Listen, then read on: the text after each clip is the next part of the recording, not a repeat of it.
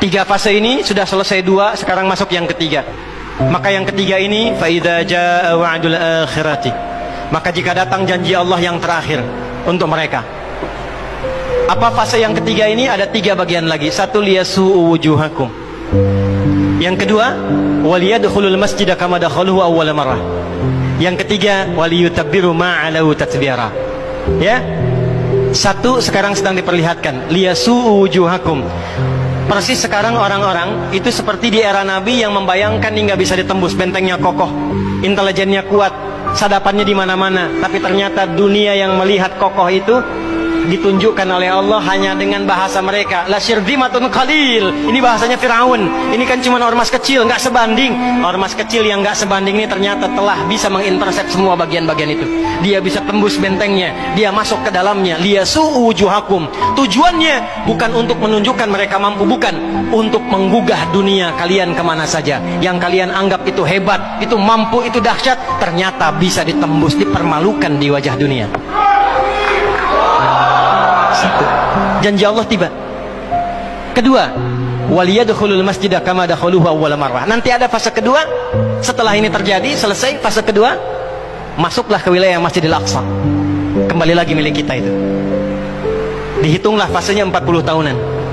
1987 fase pertama sekarang berjalan, ditambah 40 berapa? 2027. Itulah fase yang kedua, saat diharapkan paling puncaknya Masjidil Aqsa bisa kembali lagi.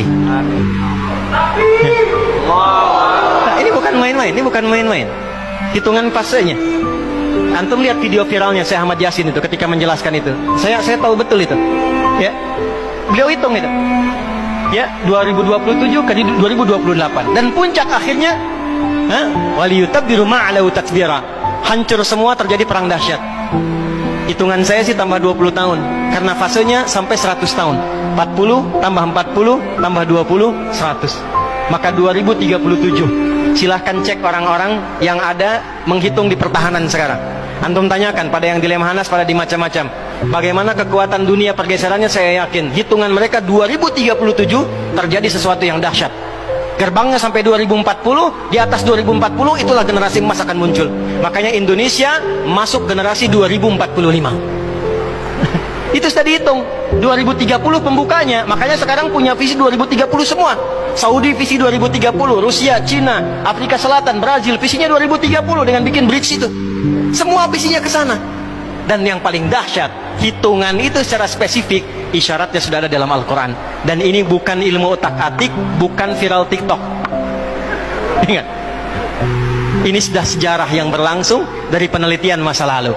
Maka wajar kalau sekarang mereka takut dikepung. Kenapa? Karena ketika Hamas datang dengan pasukannya darat, laut, udara, itu mempraktekkan surat Al-Hasyr yang sudah mereka pelajari bertahun-tahun. Datang lewat darat, lewat laut, lewat udara. Takut mereka semua.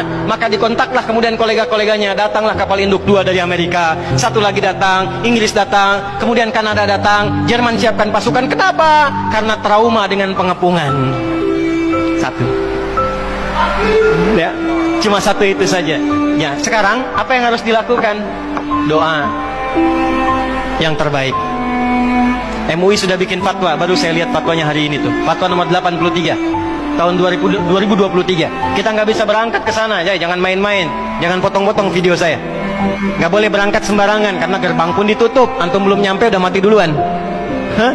Nggak boleh keluar tanpa izin pemerintah.